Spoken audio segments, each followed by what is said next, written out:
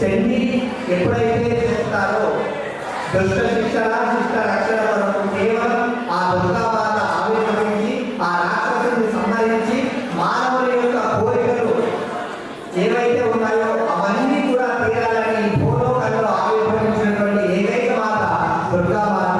కాబట్టి మనం ఈ వేళ చండీ మూలమంత్ర హోమం చేస్తున్నాం.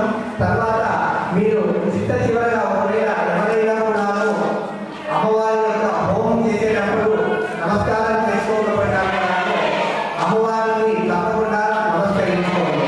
శ్రీమాత